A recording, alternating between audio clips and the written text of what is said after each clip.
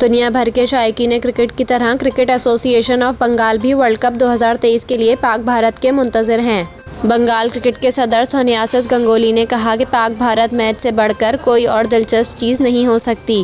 Eden gardens Kolkata में Pak Bharat match होगा तो ये हमारे लिए बहुत अच्छा होगा।